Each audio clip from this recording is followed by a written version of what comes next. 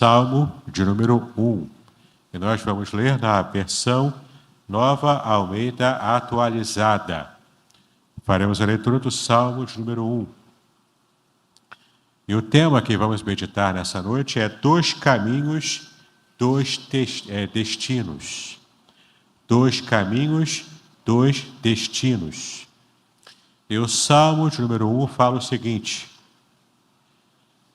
bem-aventurado é aquele que não anda no conselho dos ímpios, não se detém no caminho dos pecadores, nem se assenta na roda dos escarnecedores. Pelo contrário, o seu prazer está na lei do Senhor, e na sua lei medita de dia e de noite. Ele é como árvore plantada junto a uma corrente de águas, que no devido tempo dá o seu fruto, e cuja folhagem não murcha, e tudo o que ele faz será bem-sucedido. Os ímpios não são assim. São, porém, como a palha que o vento dispersa. Por isso os ímpios não prevalecerão no juízo, e nem os pecadores na congregação dos justos. Pois o Senhor conhece o caminho dos justos, mas o caminho dos ímpios perecerá. Então, meus queridos, nós temos aqui um texto que nos fala sobre dois caminhos e também dois destinos. Eu convido você a prestar atenção a essa mensagem, porque depois dessa palavra, você nunca mais verá o primeiro salmo da Bíblia da mesma forma. Eu vou mostrar para você o quanto nem sempre percebemos um detalhe muito importante que esse salmo traz. E quando você leva em conta essa informação, isso muda radicalmente o modo como você sempre entendeu o salmo de número 1. Tá legal? Então preste a sua atenção, porque você vai sair daqui impactado com o que esse salmo realmente revela nos seus segredos mais íntimos para a nossa vida. Essa semana, aqui no Brasil e até em outros países, a gente foi muito impactado pela crueldade com que alguns adolescentes de classe alta, o modo como eles terminaram, eu estou sendo bem suave aqui, não é? No modo como eles terminaram com a vida de um velho cachorrinho de estimação. E o modo como eles fizeram é que trouxe tanta comoção no mundo inteiro. O cachorro orelha, como ele era conhecido, né? E a gente ficou bastante estarrecido com aquilo que eles fizeram. E você fica se perguntando, mas como assim, não é? Como jovens, adolescentes, que estão na fase de estudar, de namorar, tem tempo para pensar e executar uma atitude tão cruel, tão maldosa, tão doentia contra um ser vivo. Ah, mas ele era um cachorro, ele não era um ser humano. Qualquer ser vivo, ele merece a bênção de ter a vida, porque foi Deus que deu a vida, inclusive para o animal, para o ser vivo. E não apenas isso, não o ser vivo, não o animal que é uma alma vivente, assim como nós também somos almas viventes. Mas não apenas esse detalhe. A psicologia, inclusive, diz que aqueles que se tornam na vida adulta, muitas vezes psicopatas, assassinos, eles começam maltratando pequenos animais, pequenas vidas na sua infância. Então não pense que é apenas um ato de crueldade contra o animal. É mais do que isso. É a revelação do que se passa num coração doente. Doente principalmente porque está afastado do Deus que criou a vida, inclusive dos animais. E para lá de todo o choque que nós tivemos com essa notícia e sabendo o modo como fizeram essa execução do pobre animal, a gente começa a pensar que muitas vezes o caminho que se escolhe tomar na vida é um caminho que não tem volta. E é isso que esse primeiro salmo da Bíblia traz. O primeiro salmo da Bíblia é mais do que um salmo de entrada para todo o livro de Salmos.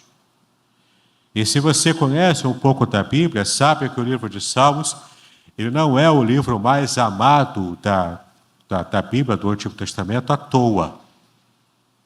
Porque o livro de Salmos, ele é um livro que vai na contramão dos outros livros da Bíblia. Enquanto os livros da Bíblia trazem a palavra de Deus para a gente, o livro de Salmos é aquele que leva o nosso sentimento, leva a nossa palavra, o nosso choro, leva a nossa alegria para Deus. Então, o papel dos outros livros da Bíblia é um papel profético de Deus para nós. E o livro de Salmos, na contramão desse trabalho, desse esforço para haver a comunicação entre Deus e o ser humano, o livro de Salmos é o caminho inverso. É a palavra do homem que chega ao coração de Deus, através de cânticos, de orações, através da adoração. Então, o livro de Salmos, ele é cheio de teologia. O livro de Salmos, ele é cheio de poesia, ele é um livro poético. Talvez o livro poético mais conhecido e amado da Bíblia. O livro de Salmos é aquele que toca no coração da alma e faz a alma cantar para Deus e dizer para Deus as verdades que se passam no coração que está ou arrependido ou adorador, o coração que está em sintonia com o Senhor. E o Salmo primeiro, o Salmo de número 1, não é apenas um salmo que se presta a esse salmo de abertura a todo o saltério, é mais do que isso. Ele é o salmo também que é quase que como um resumo dos 150 salmos que a Bíblia traz. E ele coloca também diante de nós aquela linha de pensamento que passa em todos os salmos que nós conhecemos na palavra. E que linha de pensamento é esse? É essa. É a linha de pensamento que nos fala em qual tipo de caminho nós escolhemos. E é disso que trata todos os salmos praticamente. Se escolhemos o caminho dos justos, para aqueles que amam a Deus, daqueles que querem servir a Deus, ou se escolhemos o caminho dos ímpios, que é o caminho distante de Deus. E é também um caminho, porque muita gente acha que trilhar o caminho dos ímpios é tomar um atalho, é andar por caminhos tortuosos. Não, Jesus disse, nós lemos no começo do culto, que o caminho que nos afasta de Deus é um caminho largo. Ele é fácil de andar. Ele é muitas vezes bonito para poder encantar os seus olhos. Mas é um caminho que, apesar de fácil, é um caminho que no final te empurra para o abismo. É o caminho da perdição. Enquanto que o caminho que agrada a Deus, ele pode ser difícil. Tem obstáculos, tem pedras no meio do caminho.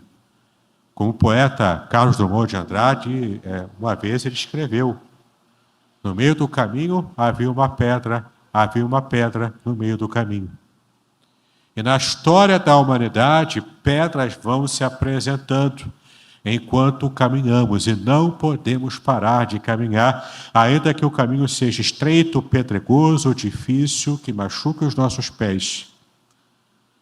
Mas esse caminho é o caminho que agrada o coração de Deus, porque é o caminho que envolve esforço para agradarmos a Deus. Então, nós estamos falando aqui de caminhos que nos levam para um conforto. Mas é o caminho que, por mais difícil que seja, nos aproxima do coração de Deus. É como cantamos nos Salmos Hinos também: bem junto ao coração de Deus há um lugar de paz. Não entra ali tristeza, nem dor e nem tentação falaz. Então podemos dizer que sim, queremos seguir ao Senhor, sim, queremos adorar ao Senhor, queremos servir ao Senhor, queremos trilhar os caminhos de Deus, por mais difíceis que eles sejam. Mas o caminho dos ímpios, com a porta larga, com a vida aparentemente fácil, ele está ali, sempre debaixo do nosso olhar. E é sempre uma tentação. E então, quando a gente percebe o que de fato Deus está nos chamando para trilhar, é o caminho desse salmo que nos retrata um filtro espiritual da nossa própria vida. Então, eu quero falar para vocês, então, do primeiro aspecto do salmo, que vai do versículo 1 até o versículo 3, onde vamos ver sobre o estado consolidado do justo, e aqui vem o segredo. Aqui vem o ouro, aqui vem a pepita de ouro que eu já estou tirando do solo da palavra de Deus para ela ficar brilhante na sua frente. E quem sabe você vai pegar essa pepita de ouro e fazer uma grande e rica coroa para a sua vida espiritual. E a pepita de ouro está nos tempos verbais que aparece no texto do Salmo 1. E os verbos que aparecem aqui no Salmo 1, embora em português sejam traduzidos como no tempo presente, então você vai ver, na versão que lemos, você vai ver, bem-aventurado é, presente. Aquele que não anda, presente, no caminho, no conselho dos ímpios, que não se detém, também no presente, no caminho dos pecadores, e nem se assenta, presente, na roda dos escarnecedores. Isso na tradução em português. Mas sabe como está na língua hebraica original? Na língua hebraica original, os tempos verbais estão num tempo chamado de, um aspecto verbal chamado de perfeito. Uma ação perfeita, ou seja, uma ação já completada. Se você pensar na ação, numa ação verbal, como um arco que tem início, meio e fim, ele fecha o arco no seu término da ação, essa é uma ação completada, é uma ação completa, uma ação perfeita. Não tem mais o que fazer para acrescentar a essa ação alguma coisa. A ação já está completa. Mas quando uma ação é imperfeita, se o verbo está no imperfeito, é um aspecto verbal da língua hebraica, ela está no meio da sua consecução, ou seja, é uma ação que ainda está acontecendo. É uma ação que está em curso. A gente chama de ação ou verbo no imperfeito. Ele ainda vai ter um desdobramento dessa ação lá no futuro. E hoje ela está no meio da ação. Só que o texto em hebraico do Salmo 1, todos esses verbos estão no aspecto verbal do perfeito, ou seja, todas as ações verbais do Salmo 1 já foram completadas. Elas já aconteceram. Veja como vai mudar agora o sentido do que o Salmo diz. Porque quando você lê em português, bem-aventurado o homem que não anda segundo o conselho dos ímpios, é aquele que se esforça hoje para não fazer o que é errado. E sim, o justo é definido aqui, nessa primeira parte do Salmo, como aquele que não se deixa iludir pelo erro.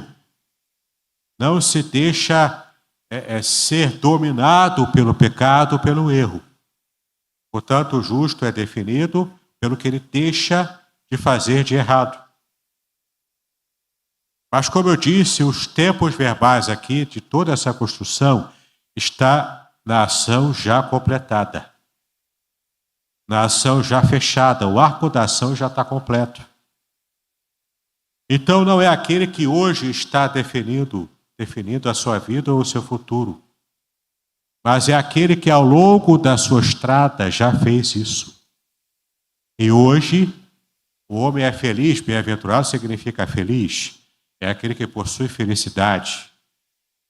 Feliz é aquele que lá no passado já definiu, o quanto antes, desde cedo, o tipo de caminho que ele ia trilhar, o tipo de vida que ele ia trilhar.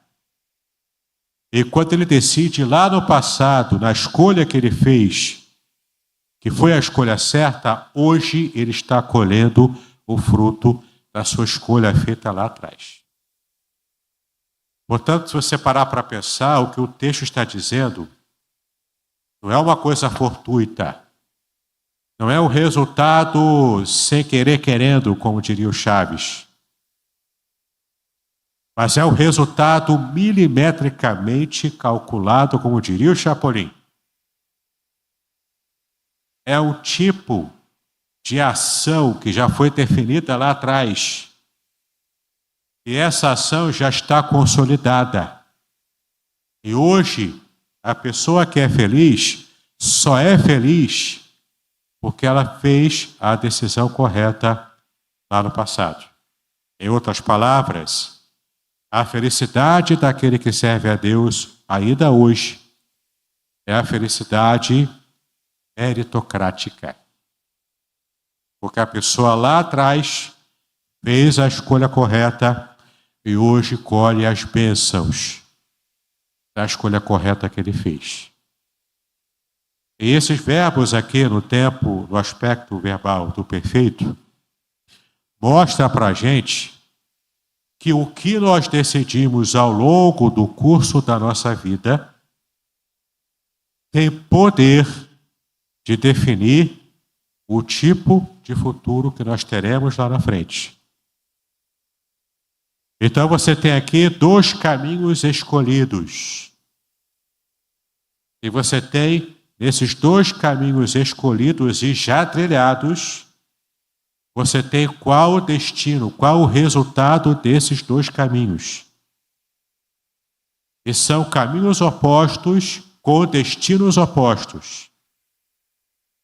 De um jeito que quando você chega no final, quando você já chega no destino final, não tem mais para onde você buscar saída ou apelo ou um outro atalho, se você já chegou no final do destino que você escolheu ao longo da sua vida.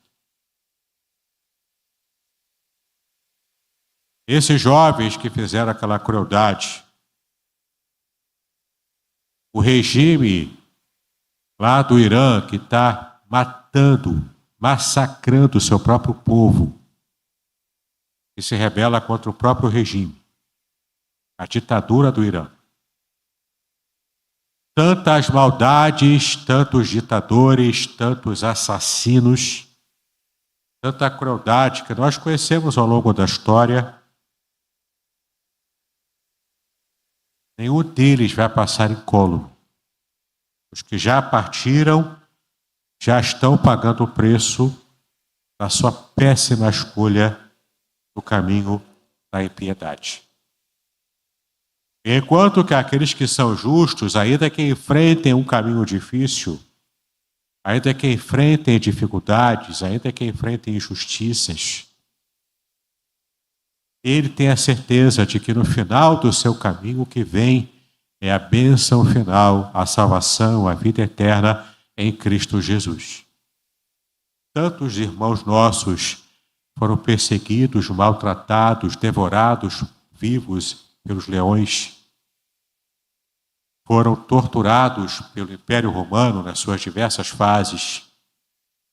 Ao longo da história da igreja no mundo ocidental e oriental, você vê o quanto a igreja foi perseguida e ainda é hoje.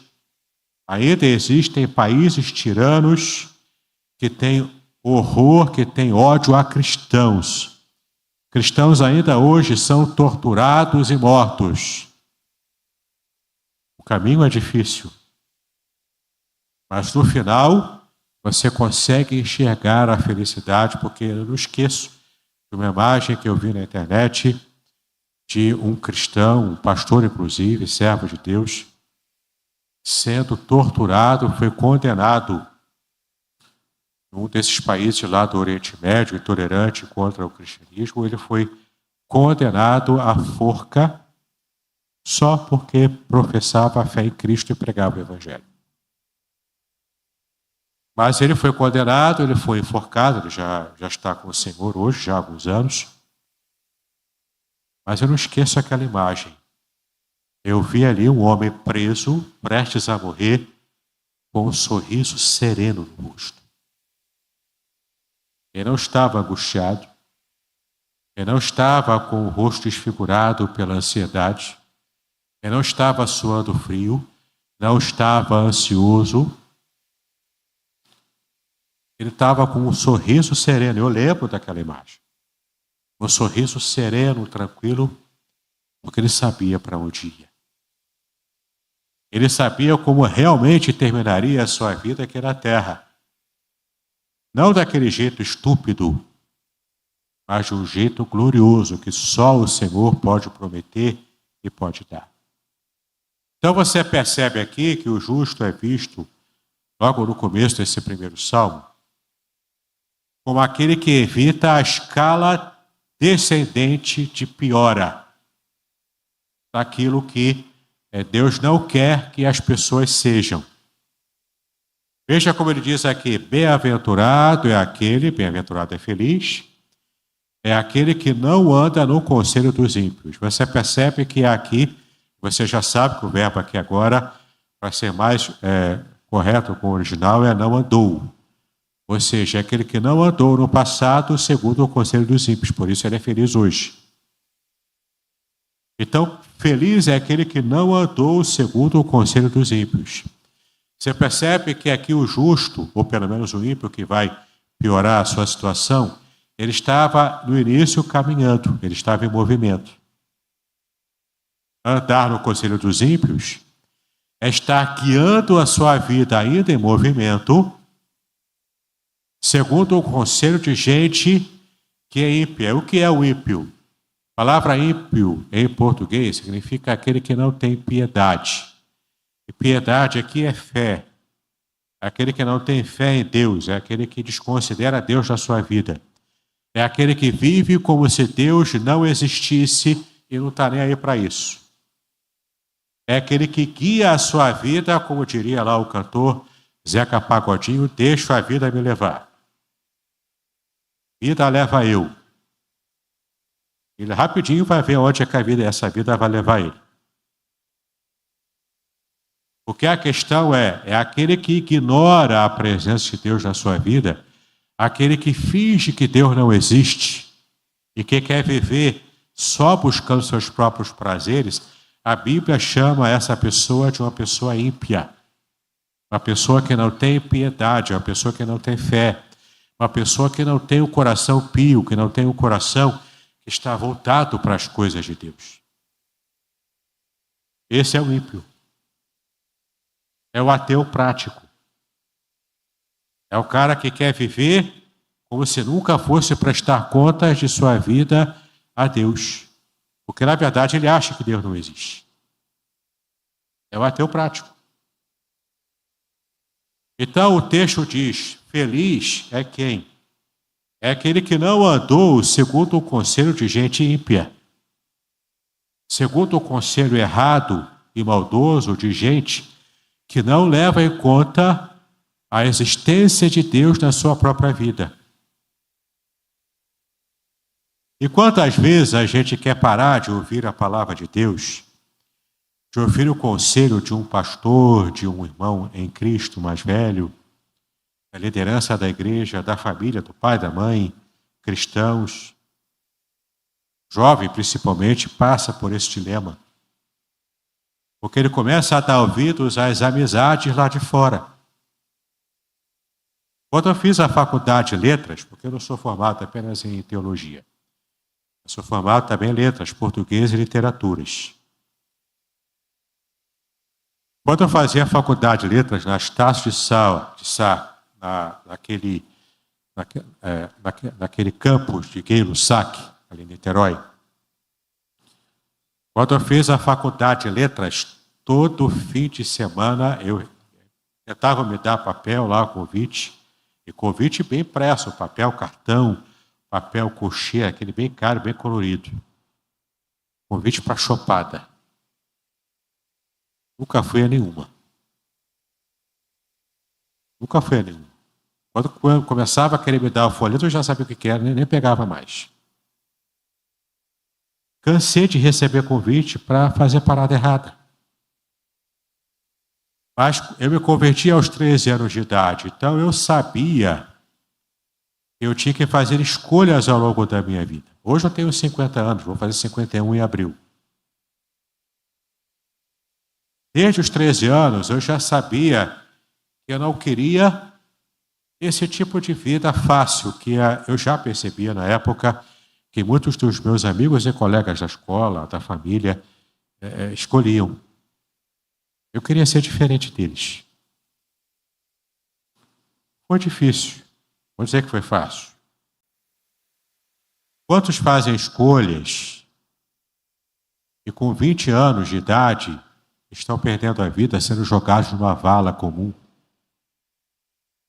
Alguns se envolvem com o tráfico e são queimados vivos naquele tal de micro-ondas. Quantos se perdem cedo na vida porque escolheram o caminho da impiedade? E não apenas isso, o texto continua dizendo, bem-aventurado, feliz é aquele que não andou no conselho dos ímpios, mas que também não se deteve no passado no caminho dos pecadores. Agora estamos entrando na seara de alguém que estava caminhando, agora parou de andar. Porque ele percebeu que o caminho dos pecadores era um caminho que era atraente para ele. E quem são os pecadores? Ora, se o ímpio é aquele que vive a sua vida como se Deus não existisse, o pecador é aquele que tem certeza que Deus não existe e, portanto, ele quer fazer tudo o que Deus condena. Quer cometer o pecado, ele quer fabricar pecado em escala industrial na sua vida. Ele quer ser aquele que é o maior dos pecadores, porque ele tem prazer em fazer isso. O pecador é aquele que acorda e pensa, quem eu vou enganar hoje? Quem eu vou assaltar hoje para tomar uma cervejinha? Quem eu vou maltratar hoje? Quem eu vou enganar hoje? Qual o mal que eu vou fazer hoje para alguém?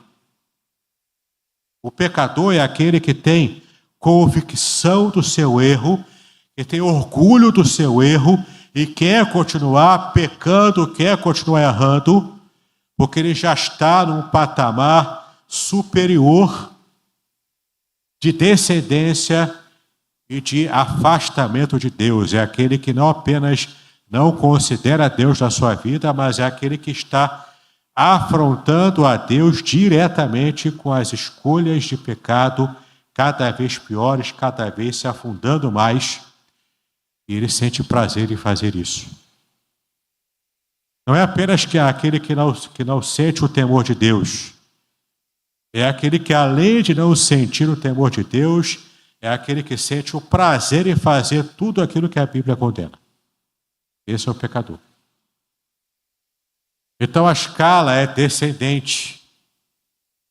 Feliz é aquele que não faz o que o ímpio faz. Feliz é aquele que não se emprega em ficar parado no caminho dos pecadores, daqueles que têm prazer em fazer o que é errado.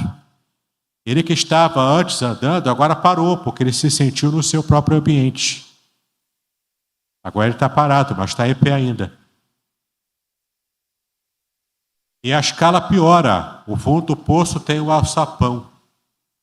Porque na parte final desse trecho aqui, do versículo 2, versículo 1 ainda, perdão, além de não se deter no caminho dos pecadores, agora aquele que se envolve na impiedade, na maldade, agora está sentado na roda dos escarnecedores.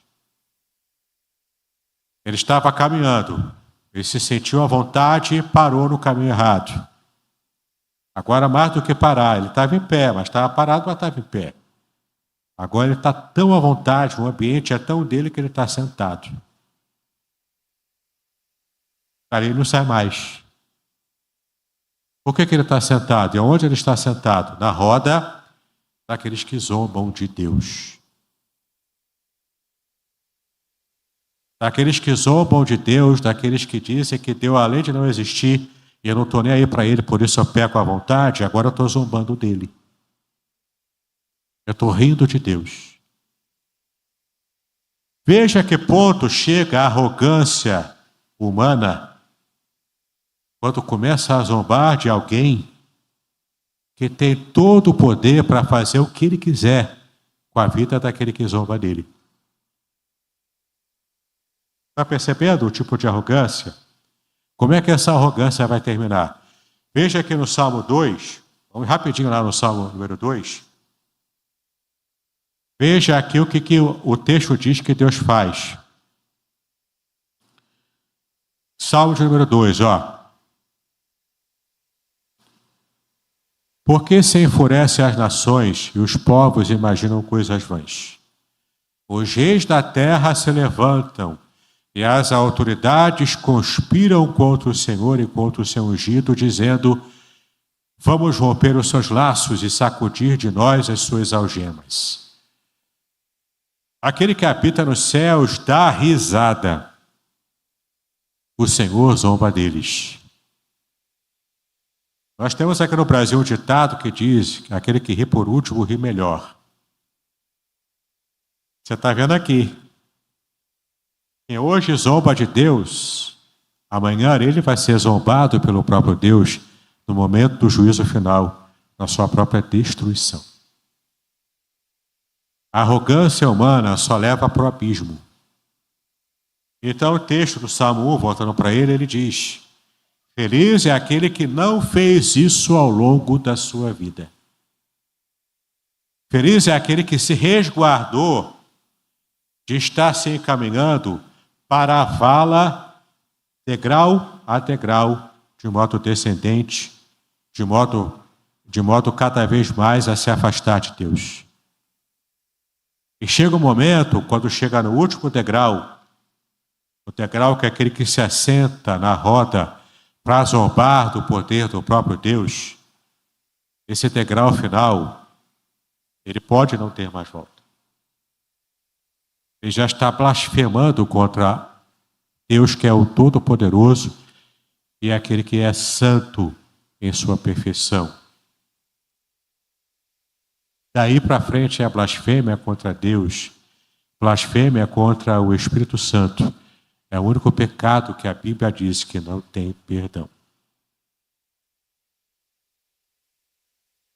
Entende o que eu estou dizendo? O salmista Davi aqui diz: feliz é aquele que não faz isso. Por isso ele é feliz hoje, porque ao longo da sua vida ele levou Deus a sério. Ele não ficou de brincadeirinha com as coisas santas. Ele não ficou tendo uma vida leviana na presença de Deus e achando que tudo vai ficar tranquilo com essa vida leviana que ele tem. Mas veja o que diz aqui, agora sim, o versículo 2. O justo, aquele que agrada o coração de Deus, aquele que tem uma vida de santidade. Versículo 2. Pelo contrário, o seu prazer está na lei do Senhor. E quando ele fala aqui em prazer, ele fala de algo que é muito peculiar também. Porque o justo que sente prazer na lei de Deus, ele faz disso a sua história de vida. E não faz porque é obrigado. Ele não faz porque o pastor está lá vigiando 24 horas por dia, se é que pode fazer isso. Eu não sei fazer isso e nem consigo fazer isso. Mas imagine um pastor humano que conseguisse olhar para alguém 24 horas por dia para ver se está orando, se está lendo Bíblia, se está de fato tendo uma vida santa. Não dá para olhar isso. Mas entende o que eu estou dizendo? Aquele que é santo, aquele que é justo, aquele que tem um coração temente a Deus, para ele é natural. E não apenas natural estudar a Bíblia, orar, ter uma vida de santidade, uma vida de moralidade também, fazer o que é certo. Agradar, enfim, a Deus no seu dia a dia. Entenda, quem não está falando aqui de subir monte, de fazer uma coisa extraordinária, olha como eu estou provando que eu amo a Deus. É no dia a dia, talvez lá no seu dia a dia, no seu pequeno detalhe do seu dia, aquele momento pode ser um momento que você se afaste de Deus. Ou pode ser aquele momento que você prova para Deus, no mínimo detalhe, de que você de fato está comprometido com a palavra dele. Então o que o texto está dizendo é: aquele que ama a Deus tem prazer. Sim, a palavra é prazer. Sentir felicidade, sentir prazer. Aquele arrepiozinho de prazer, sabe? Ele tem isso quando ele abre a Bíblia e vai meditar, vai ruminar. Meditar significa no hebraico ruminar, falar baixinho. Vai falar baixinho, murmurar, vai murmurar entre ele e Deus, é só ele e Deus. Vai pensando alto e vai falando assim. Isso dá prazer para ele. Sabe aquele prazer que você sente quando acompanha uma série que você gosta da Netflix? E você vai, e quando vai chegando no final da temporada, você vai ficando cada vez mais alucinado com aquela série? Pois é, se você sente prazer na lei de Deus, você se sente assim, quando abre a Bíblia para ler. E você vai pensando na Bíblia, vai pensando nas coisas de Deus, e isso vai purificando a sua mente e o seu coração. E você sente prazer nisso, porque você está agora, juntinho ao coração de Deus. Entendeu? Então, feliz é aquele que não faz o que é errado. E além disso, que faz o que é certo. Quer sentir prazer na lei do Senhor. E na sua lei medita de dia e de noite, continuamente. Claro que isso aqui é um exagero, né? Você vai ter que viver a sua vida, vai ter que comer, vai ter que trabalhar, vai ter que cuidar da família, vai ter a sua hora de lazer normal, é claro. Mas isso é para dizer o quanto no dia a dia você está empenhado em agradar a Deus, mesmo nas mínimas coisas que você faz no seu dia a dia. E agora veja aqui o versículo 3. Como esse justo é comparado. Ele é como árvore plantada junto a uma corrente de águas, que no devido tempo dá o seu fruto e cuja folhagem não murcha, e tudo que ele faz será bem sucedido. Você é comparado a uma árvore. Como assim árvore? A árvore está plantada, ela está fincada ali, ninguém mexe naquela árvore. Ninguém tira a árvore de onde ela está plantada. E onde ela está plantada, com raízes fortes e que cresce para o solo, ficando aquela árvore brutalmente no solo onde ela está. Que solo é esse onde ela está, essa árvore? Perto de um ribeiro de águas, ou seja, é uma árvore cujo plantio dela naquele lugar foi planejado. Não é uma árvore que nasceu de qualquer jeito, de qualquer lugar, de qualquer maneira. Aquela árvore foi planejada a ser colocada ali perto do ribeiro de águas. Porque ali tem água corrente, ali ela tem como se alimentar, como ela tem como crescer para o solo e produzir frutos. E o estado natural de uma árvore plantada em ribeiros, num lugar desértico, o estado natural é dar frutos. A árvore não fica perdendo noite de sono, como às vezes a gente fica, porque eu quero frutificar e não consigo. Então eu fico ansioso. Eu tenho que produzir mais, eu perco noite de sono com isso. A árvore que é plantada no meio do ribeiro ali, é natural para ela frutificar. Aquele que é plantado como essa árvore, portanto, é justo. O natural é que ele produza frutos de santidade, de arrependimento, frutos que agradem o coração de Deus. Porque não é uma coisa que ele inventou da noite para o dia fazer. É o estilo de vida que ele teve ao longo de toda a sua caminhada. Porque os verbos aqui eu já disse, eles estão no passado. É uma escolha que já foi feita lá atrás. E hoje ele só recebe os frutos da escolha que ele fez. De ser justo, de agradar o coração de Deus. Agora o versículo 4 fala, daqui para frente, a situação dos ímpios. Versículo 4, os ímpios não são assim, aqueles que andam como se Deus não existisse. Eles não são assim. Eles não são bem-sucedidos, não produzem frutos, não são felizes. Aparentemente até são mais leves e felizes, mas lá no íntimo eles não são. Veja o versículo 4, os ímpios não são assim. São, porém, como a palha que o vento dispersa. A palha é aquela parte seca do trigo, né? A parte do trigo é a espiga, que é onde tem um trigo de verdade. É o que interessa para quem planta o trigo. E tem a palha seca. Aquela parte de fora da espiga do milho, do trigo, né? Que ela sai voando pelo vento.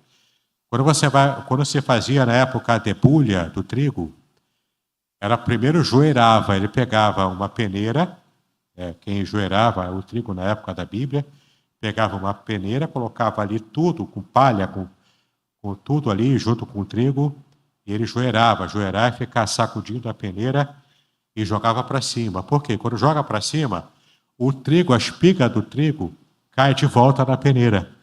E toda a palha seca, ela sai voando ao vento. Você olha para a palha seca, vê que ela é leve, que ela está voando, leve e faceira pelo vento. E você pensa, olha como a vida do ímpio é leve.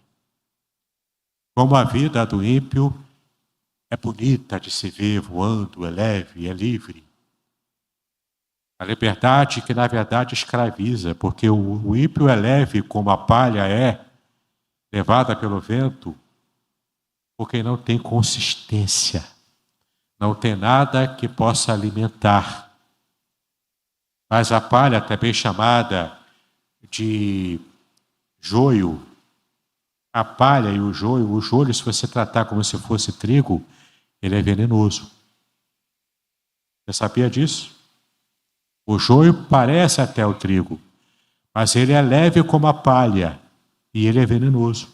Você não pode comer o joio. Só pode comer o trigo, fazer o pão daquele trigo.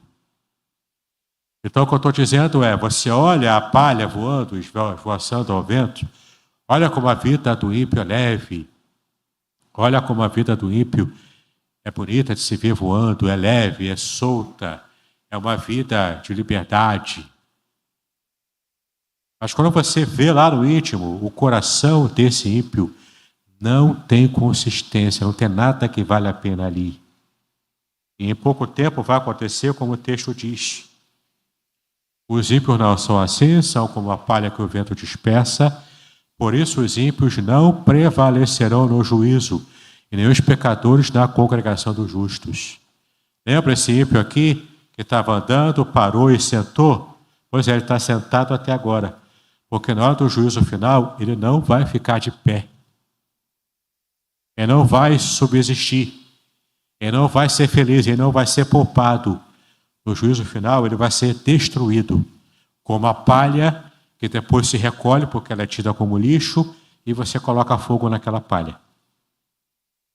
Versículo 6. Pois o Senhor conhece o caminho dos justos, mas o caminho dos ímpios perecerá. Perceba bem o verbo que aparece aqui, o verbo conhecer. Em hebraico, yadá. Conhecer aqui significa saber na intimidade. Não é o conhecimento intelectual. Não é esse conhecimento de você ler livros, de você fazer pesquisa na internet, de você perguntar para a inteligência artificial para você conhecer alguma coisa. Não é esse conhecimento. O conhecimento que se refere aqui é o conhecimento de relacionamento. É conhecer do ponto de vista relacional. Então o texto diz que o Deus, o Senhor, conhece o caminho dos justos, porque ele se relaciona com os justos. Há um relacionamento amoroso ali entre Deus e os justos. Mas o caminho dos ímpios não diz que Deus conhece. Só diz que o caminho dos ímpios morrerá no final. Ele perecerá. Porque no caminho dos ímpios, que não consideram sequer a existência de Deus, é o caminho tão vazio, é o caminho tão miserável, que Deus, além de não conhecer, o único resultado final é o juízo, que é o resultado natural da escolha que o ímpio fez lá no passado de desconsiderar Deus ao longo da sua vida.